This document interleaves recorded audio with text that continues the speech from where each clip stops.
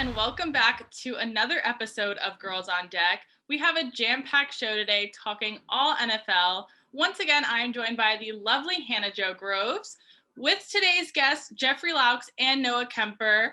Jeffrey, Noah, how are you guys feeling today? Oh, I'm feeling great. It's always a great day when you can speak on a W, for sure. Oh yeah, thanks for having us on. Awesome. All right, well, when we come back, we are going to get right into it, talking this week in NFL.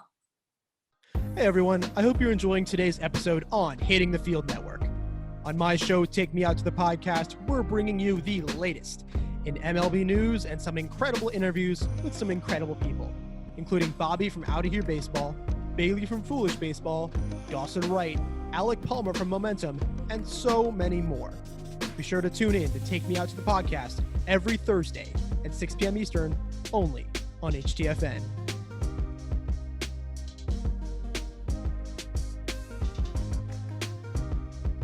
Welcome back to Girls on Deck. We are going to start our show by talking about this past week's prime time games. So you want to get started, Kayla? Yeah, so with Monday night, we had the Packers versus the Lions. Now, the Lions kind of had it in the first half, but the Packers inevitably came back to win the entire game. So, Jeffrey, what did you think of the game as a whole? Honestly, the Lions are not a bad football team, and the Packers are just kind of above average this year. They're not the old Packers that we used to know. And the Lions, if they can fix their turnovers and get more weapons for Goff, I think that they can actually have a positive outlook on this season, because Dan Campbell has actually proved to be a quality head coach. Yeah, definitely. I felt like they even showed improvement from the game against the 49ers in the first week. It seemed like Goff was more on the same page with his receivers than he was in the previous game. But then they kind of choked at the end there. I mean, he had like Goff had a perfect first quarter. And then kind of as the game went on and Aaron Rodgers started to look even more like Aaron Rodgers, the Aaron Rodgers that we're used to seeing, it just seemed like Goff couldn't really keep up. Noah, what do you think happened to Goff in this game? I don't know. I feel like he started well, and I feel like eventually the Packers defense was able to kind of figure out their scheme, and he just fell out of rhythm, it felt like, and eventually that just led to a slip up and just their fault in the game. No, absolutely. I was saying, now on the other hand, though, what did we think of Aaron Rodgers? He seemed to have a pretty phenomenal game. Yeah, he's looking like himself. I mean, we had that first week of, him facing the Saints, and it was just like, who is this guy? Throwing out of frustration and, just having trouble. But then he's rekindled the amazing flame that is him and Devontae. So that's kind of what we're seeing. That's what we saw in last night's game as well, and we'll get to that. But yeah, what was your first reaction to seeing that rainbow pass in the third quarter, Jeff? Oh, I was just like, this is classic Aaron Rodgers. I mean, it's what he's known for, the long passes down the field, the glory balls that, any receiver that can catch, the receiver that works at the Publix next to your house can catch, it's that type of, it's that type of connection for Aaron Rodgers. And I was happy as a Devontae Adams owner, that's for sure. Yeah, definitely. Yeah, Noah, what did you think about Aaron Rodgers this game? I felt like this game felt kind of personal to him, because I feel like he received so much criticism after one bad game, after one bad week, thinking that he doesn't want to be there. And I think he had to go out there and he had to do this to show everyone that he's still Aaron Rodgers and the Packers are still a threat. And I think he made a great statement. Absolutely. I think we definitely saw an MVP type of game for Aaron Rodgers. So it's good to see him back. Now, another player from the Packers that was making the headlines was Aaron Jones, who lost his necklace with his father's ashes during the game. Luckily, the athletic trainer found it. It is back in his hands. But let's not negate the fact that he played an amazing game himself. So, Noah, what did you think of his performance? I thought Aaron Jones, I feel like he's been improving year in and year out, and he's proved that he is such a vital role to this team. And when you have a quarterback like Aaron Rodgers and a running back like Aaron Jones, you have one of the most balanced offenses in the NFL. And he has shown that when you give him the ball, he can push the pile. He can get those 4 to 5 to 6 yards that they need to keep pushing the chains and keeping the defense on their toes. Absolutely. Jeffrey, what about you? Oh no, I agree fully, and like I can go back to fantasy every time. I have Aaron Jones in a couple of my squads, and he's been doing great the past couple of years. And this year, especially, I feel like him and Aaron Rodgers are on that next level connection, the type of connection we should have saw back when they had Eddie Lacy a couple of years back. And honestly, I'm really happy for Aaron Rodgers that he finally has that single weapon besides Devontae Adams, and then with Robert Tonyan kind of coming out as a third, vertical threat, the Packers look solid. Yeah, absolutely. Now, jumping into a few days after, we have Thursday night's game between the Panthers and the Texans. The Panthers won the game 24-9. Now, Noah, what did you think of the game as a whole? I thought this was a great game in a whole, especially for Sam Darnold. He wanted to come out this year and prove he is still a starting quarterback, and he has done that. Throwing the ball, ran it in for 2 touchdowns. He did everything, and I think Sam Darnold is back. And I think that this, even though it was the Texans, this was still a statement game for them. It was a statement game for the defense that the Panthers are a real threat this year. Yeah, absolutely. And I feel like the Texans, I had kind of discounted. I discounted them because I knew Deshaun Watson was going to be out. I discounted them when Tyrod Taylor got hurt. And then, Davis Mills is playing, and I was, it took him a little bit to get into the groove of things, but then he kind of showed us that he's pretty good too. And these Panthers, of course, they're great because they have a guy on their team. I don't know if you guys have heard of him. He's called Christian McCaffrey, and he's amazing. And then when he got hurt, we're starting to see some things slip through the cracks. Jeff, my question for you, do you think that the Panthers offense is a little wrapped up, their identity is a little too wrapped up in Christian McCaffrey? Well, the one thing I can say is that Matt Rule is trying to get away from that stigma. With Mike Davis leaving last season and going to the Falcons, Mike Davis played a great role while C-Mac was injured the past 2-3 seasons. And it seems like every season we're going in hoping C-Mac is healthy. Then he's like a glass house and just gets break every time. And it's really sad. But I do think Matt Rule is trying to use Chuba Hubbard in that type of role with Mike Davis and using that 1-2 punch. But now with C-Mac out, Chuba Hubbard is now as a rookie needs to go and play lights out for the Panthers to have a chance in this hard division that they're in. Yeah. Noah, do you have any thoughts about that? I do think that with the absence of CMC, it will be harder for the offense to produce yards, but I think that they have enough weapons for like Sam Darnold, DJ Moore. I think they have enough weapons to kind of guide themselves through the following weeks.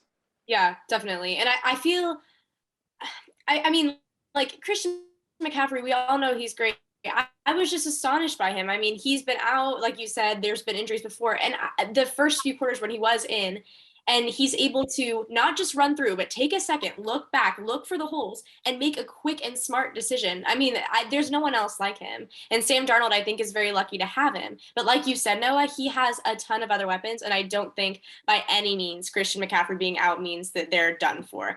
But on the other hand, what did we think about Davis Mills, the Texans quarterback? I thought he looked very impressive for a third rounder who was thrown out into a primetime game for the first time. Really, it came out of nowhere with Tyrod Taylor's injury, and boom, you're the starter. And I think the rookie handled it very well. He's actually, I think, shown better rookie debuts than most of the first round rookies this year. I think he's shown that he actually deserves a starting role. Yeah, I would totally agree with that. The only thing that I can tell so far is that he's a little transparent with his eyes, but like you said, compared to the other quarterbacks we've seen, that's a problem that is easy to fix. Jeff, what did you think of Davis Mills? I mean, a former 5-star quarterback out of high school, his arm strength and accuracy is two of the things that were listed when he came into Stanford as his, positives. And you can see that when he was playing with the Texans, even against my Browns. He was throwing pretty sharp, tight balls inside the corners, and we were still struggling against the Texans when Tyrod Taylor got taken out. He was considered a top 15 quarterback in the first round. He came back to Stanford this previous year, but once he decided he wanted to leave, they kind of dropped him off a little bit for not having enough experience. But you're going to see with proper coaching, he's going to probably be I think Gardner Minshew level type of quarterback, and that's a pretty good compliment because I'm a big fan of the Minshew. Bold predictions. Now jumping back to Aaron Rodgers, they played the 49ers this Sunday. A Jimmy G and Aaron Rodgers matchup. Now, Jeffrey, how did you think this went? So Jimmy G is a very shifty character in my outlook in football. I feel like Jimmy G overall, he's been a above average quarterback, but he's also faltered in times where we could have seen him, take that fourth quarter lead, that Super Bowl win. He's had a lot of moments where he could have had it, but he's been so short. And 2 touchdowns, 1 interception, 1 fumble loss, 62% completion. He didn't play bad at all, but his weapons weren't there at the end of the day. Kittle's not playing the same. Deebo Samuel's not playing the same. The majority of the running back room is out. So there's just a lot of holes in the 49ers right now, and their defense can't save their offense right now. Yeah, I don't think it was a very drastic loss for them. I don't think it's something that they should be that upset about, but it's interesting to see, this was a team that was in the Super Bowl not too long ago, and it seems like they're slowly falling apart. So do you think this is something that they can kind of get back to that caliber, or it was a kind of Cinderella story type season? Well, I feel like they showed their stuff in their comeback last night. They showed that they are capable of, when they're knocked on their butt, they can get back up again. Yeah, he threw the interception, but then they were able to get some really impressive touchdowns. Kittle was pretty impressive to me. I don't know. I think it says a lot about their character that they were able to take back the game. I think it was like something after it was like 17-0, and they're still able to come back from that. Noah, what did you think that proved about that 49ers team? I completely agree. I think it was grit that they showed when they were coming back. It was the gutsy play call to go for it on 4th and 2 with 2 seconds in the first half.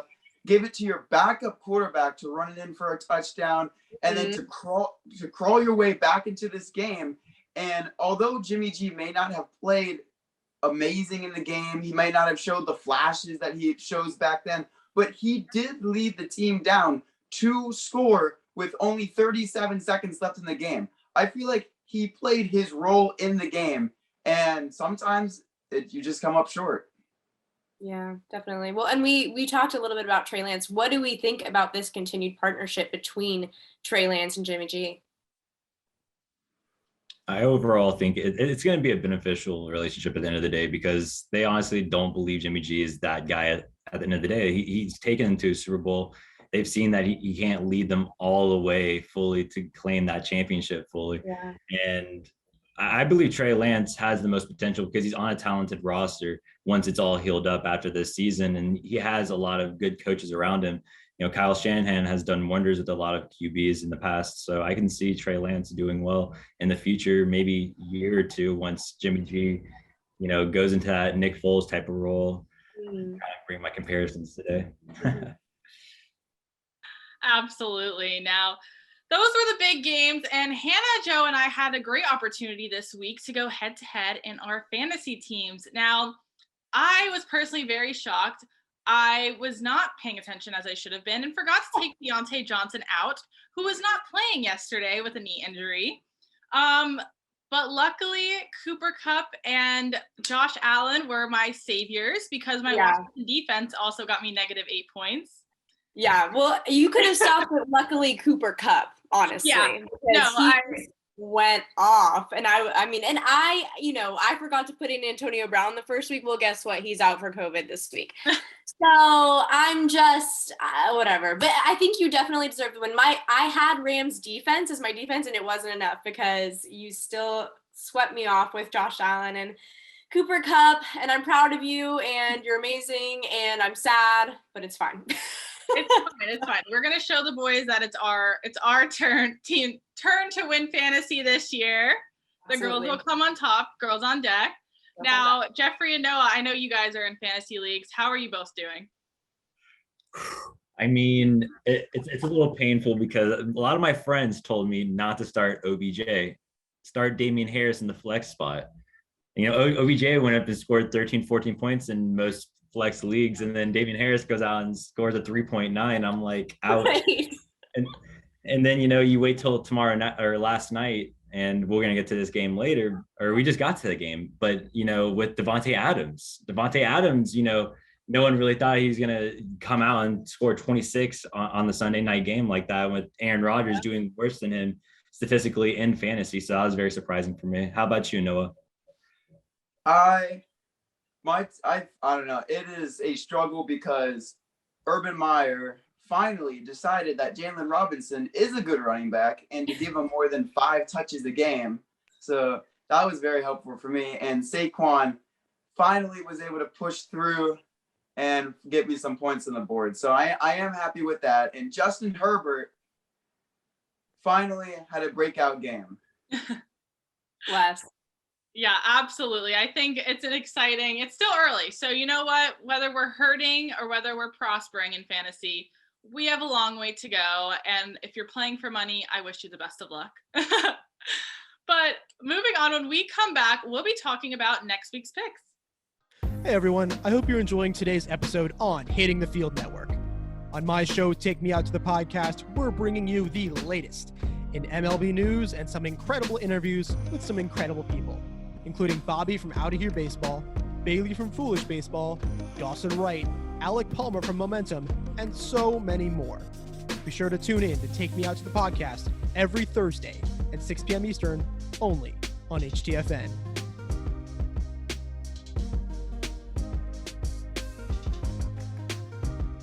And we are back. We just talked about the rookie Trey Lance, just playing with Jimmy G, doing a great job. And now we get to a rookie who didn't have the best debut. And it's heartbreaking because we kind of all saw it coming. But Justin Fields sacked, I think it was 9 times, maybe more than that, yesterday against the Browns, Jeff's Browns. Jeff, what is the deal with this O-line? Can you just tell us everything, please?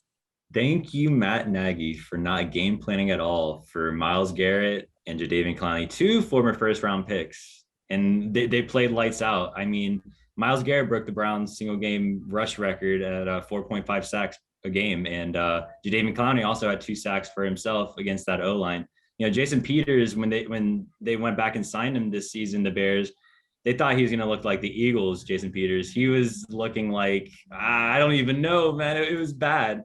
You know, Myles Garrett had a field day in the back of the field, and Justin Fields, he's going to be a stud, but he needs to get out of the Bears, or Matt Nagy needs to get out of Chicago, because that is not a good relationship. It seems like he set him up to fail at some points in the game. There's no RPOs. There's no PA bootlegs. There's nothing for Fields to use for his athleticism and for his throwing ability while on the run. So I was disappointed, but I was also happy as a Browns fan. I'm sure you were. Now, Noah, before I say what you're probably going to say, give us your thoughts, please. It was bad. I mean, that's just making it simple. There was no offense by the Bears. They totaled 47 offensive yards, which is not good at all, and they had a net yard of 1. That is terrible. Getting sacked 9 times. Clearly, the O-line was not prepared. Clearly, the Browns were not prepared. The Browns were prepared. And the biggest play of the game for the Chicago Bears was a 48-yard pass interference call that got them a first down, which negated an interception. So they had 1 penalty, which was more than their total offensive yards as their biggest play of the game. And, well, clearly that just didn't matter at all because there was no showing from that offense, and Justin Fields was running for his life. And it seemed like every play, Kayla, and that's exactly what I was afraid of. Like I talked about it going into week 1 on bets. I'm like, there's no way that he can go against Aaron Donald. There's just no way. Like, he's just going to be running for his life the whole time. And what did we see last night or yesterday? Him running for his life. His life. Yeah, no, absolutely. And now I want to know, though, do you think this is a Justin Fields problem, or is this a coaching problem? I think it's a coaching problem. I think they didn't tailor like they're saying they didn't tailor the offense to him at all. He's a mobile quarterback and they have him in the pocket. What are they doing? I mean, and he's used to this in college. He's like, okay, if I'm scrambling, I can trust my feet. Guess what? Everything in the NFL is a million times faster, and they're going to be able to read that. I think that this week the Browns said, you know what? We know Justin. We're going to go for him. We're going to abandon other things so that we can use our efforts to put pressure on Justin, and it worked. Yeah, clearly it worked perfectly for the Browns. Jeffrey is sitting here very happy today. I can't say the same as a Dolphins fan, but we won't get into that today. I'll cry about it later. Now, going into this week, we have some 3 big games. So I want to know everyone's picks. Let's start off with the Eagles versus Cowboys. Both teams are 1-1 this season so far, so it technically could be anyone's game. But Jeffrey, who do you have taking it? I have the Cowboys 31-27, and it's just because Dak Prescott is too good and the Eagles defense is not good. And the Cowboys defense has definitely improved. Trevon Diggs has shown that he can be, a first team all captain type of player. There's a lot of, hope in the Dallas defense. And I think they just take this one at the end. I think it's a close game though, because Jalen Hurts is also a solid quarterback and he's definitely gotten that connection with Devontae Smith, the Alabama connection. Mm-hmm. Yeah, Noah, what's your pick? Sorry. I actually have the Eagles winning this one, and I have 31-24. I just think Jalen Hurts has been underlooked, honestly, his whole career. But again, this season, 3 touchdowns, no interceptions, looked very solid each game. And I actually don't think the Dallas Cowboys defense has played that well. They've given up 40-plus points in 2 games. I honestly don't feel like they have played that well. I feel like they still have holes in their defense. And I think the running game of the Eagles, which is ranked 3rd in the NFL, with Miles Sanders and Jalen Hurts also running it with his feet, mobile quarterback, I think it'll be too much for the Cowboys. Okay. I understand where you're coming from. My pick is also Dallas, but I don't think it's going to be a super high scoring game. And I get your stats are great, Noah, but the truth of the matter is the Eagles had a great week 1 and not a super great week 2. And so I just feel like they're a little unsteady right now. And I think that going up against an unsteady team, the Cowboys are going to take it. I think they have the history and the relationships and, just the tenacity to realize that the Eagles are unsteady and take advantage of it. I think they're more likely to do that than the Eagles. So I'm going to take Dallas, but I think it's going to be like 21-14. I don't think it's going to be the high scoring game that maybe we hope it is. Yeah, I hate to go 3v1 on you, Noah, but I think I'm going to have to take the Cowboys as well. I mean, at the end of the day, I think it might come down to more of a quarterback situation. I think Dak Prescott overall is just going to be the better one in this game to kind of overall win it for them. I do think it'll be a little higher scoring. I'm kind of leaning towards Jeff's kind of point of view in scoring, maybe like a 30-24 game or 31-24 game. But Noah, what's your argument here? You got 3 people saying Cowboys. You say Eagles. What do you have to say to us? I just don't see the Cowboys defense. I don't see the hype around it at all. They gave up so much in the first 2 weeks. And like I said, Jalen Hurts is so underlooked, a mobile quarterback, which Dallas has struggled against. And not to mention, they're, again, 3rd ranked in rushing yards. I do believe the Eagles will be underlooked in this game, and I think they will win it. Only time will tell. But Noah, have you seen who Dallas has played? They have played Tampa Bay and the Chargers. The Chargers just beat the Chiefs, and Tampa Bay just barely lost to the Super Bowl contenders, in my opinion, and their LA Rams. So I believe that when they play Jalen Hurts as compared to Justin Herbert and Tom Brady, I think there will definitely be a vast difference in the defensive, overall game plan. And anything to rebuttal, Noah?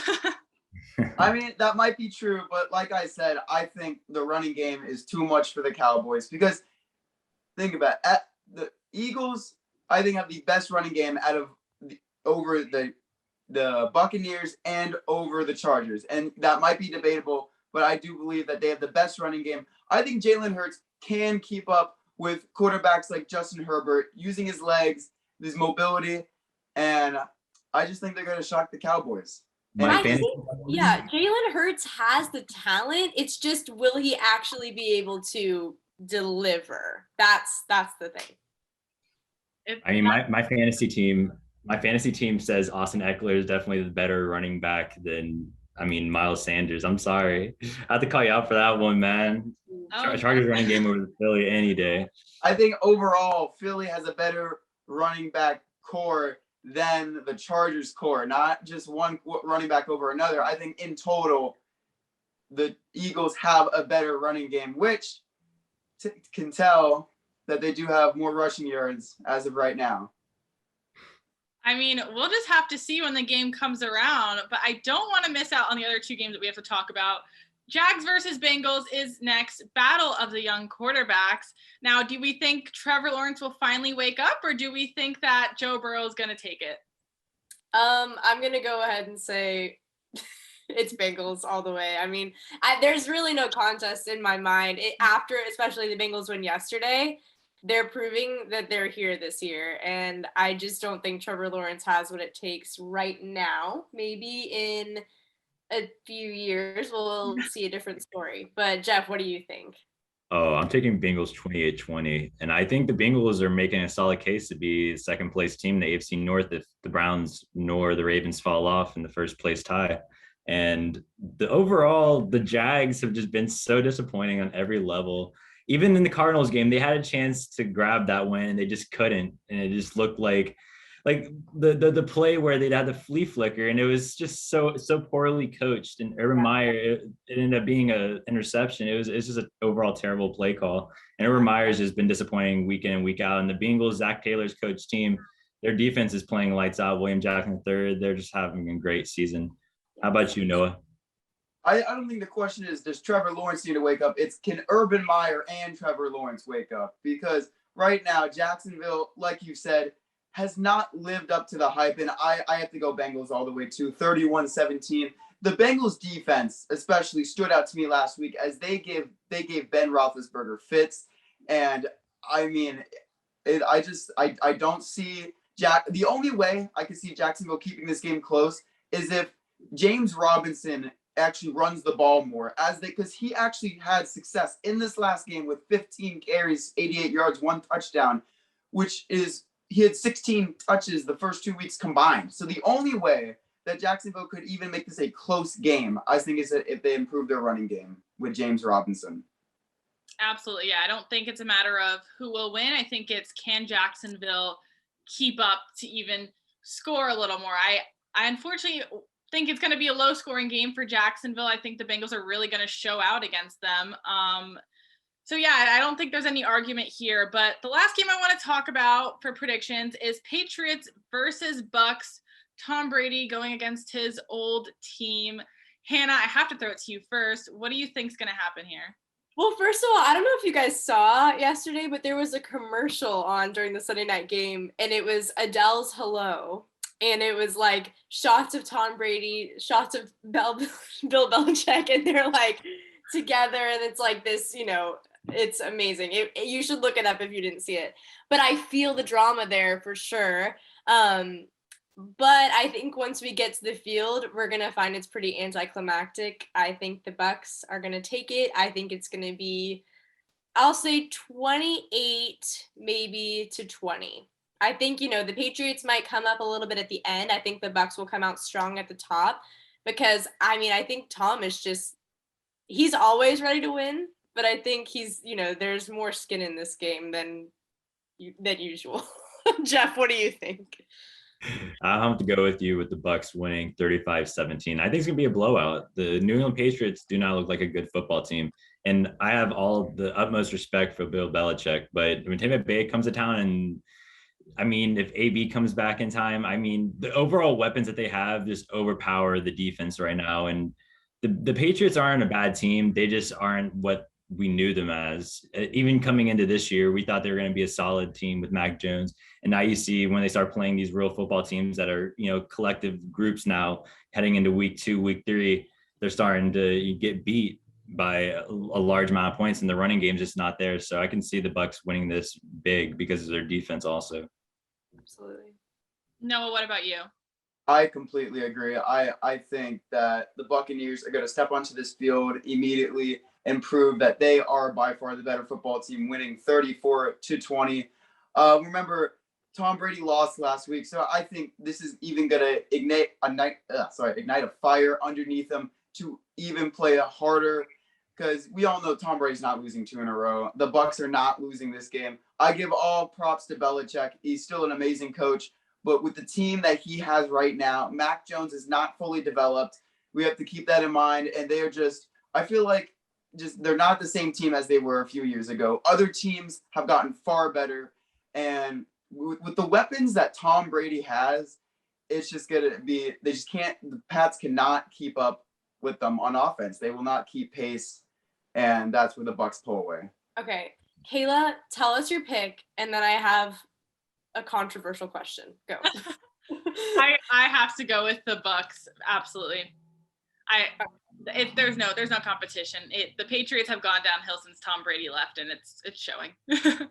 And that's the truth. Now, here's my controversial question.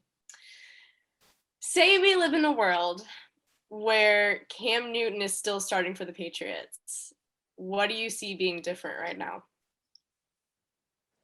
I think there's totally different story overall. And I'm one of the believers that believe that Cam Newton was given the raw end of the deal. You know, he wasn't given the Hunter Henry, the Jonnu Smith, the updated Jacoby Myers, the new offense that he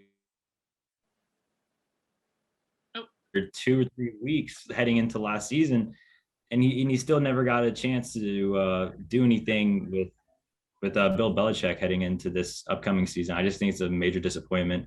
I could see the Patriots having a way better season if Cam Newton was in his spot, though. Okay, Noah, what are your thoughts? I completely agree. I think they gave up on Cam Newton. I think they cut him too fast because they were ready to move on to their new quarterback, Mac Jones. And I think Mac Jones needed time to sit behind a veteran quarterback. Cam Newton needed to learn from him instead of just throwing him in right as the season starts, along with a bunch of other rookie quarterbacks. And we have seen with every starting rookie so far that has not worked. And I think Cam Newton would have produced a better season. Now, would they have made a playoff run? I don't think so. But I do believe they would have been a more organized football team, and I think they would be 2-1 right now. Yeah. Kayla, what do you think? Yeah, Kayla. Sorry, didn't mean to interrupt. Yeah, so we're all running out of time, but I'm gonna let it go a little more because I love this question, Hannah. Now, I want to know, so do you think in the sense of the Patriots, they're thinking long-term, obviously, with keeping Mac Jones. So do you think it was maybe a better decision for not necessarily now, but for later? For the long term, probably. Yeah. But I mean, Cam Newton's a big personality. I had suspicions that maybe he and Bill Belichick didn't get along as well as maybe they would have us think. I don't know. But I do think that, like, for the short term, yes, it would have been better for Mac Jones to, like Noah said, be behind Cam, have Cam teaching him, kind of like the relationship that we see between Jimmy G and Trey, Andy Dalton before he was injured, and Justin. And so that's what I would have preferred to see. That's what they would have done better for this season. But you're right. In the long term, I think this is building up Mac Jones, and I think that it will ultimately make him stronger. He's not a bad quarterback by any means. But yeah, that's a really good question. Jeff, what do you think about that? I mean, I highly recommend watching Cameron Newton's side of the story with his father. He posted an interview clip, and he talked about what you just mentioned with Bill Belichick. Bill Belichick had a hard time cutting Cam Newton, knowing that this would be, leading on to a rookie all fourth and having Brian Hoyer as your backup. That's not the best backup option as compared to Cam Newton. But I believe it was out of respect standpoint for the Patriots, and they're a respectful organization, even with the Deflategate and all those other accusations. They're overall a respectful organization. They're trying to let Cam Newton go to another team to have that opportunity to play while he's still in his prime, in my opinion. He's still an overall above average quarterback in the football league, and there's not many of those in this league. And I believe that if he goes to a team like Washington football team, I'm not saying Heineke's bad, but let's just say he signs with the Washington football team, I could see them making a possible wild card divisional, playoff run. Absolutely. Yeah. I think we have a lot to see where Cam Newton goes, what Mac Jones does against the Bucks. Maybe he does better than we all think he will. But that is all to come. And thank you guys so much for joining us today. It was an absolutely amazing NFL discussion. Hannah Jo, amazing as always. And we'll be back next week with some more NFL and MLB discussions. Bye.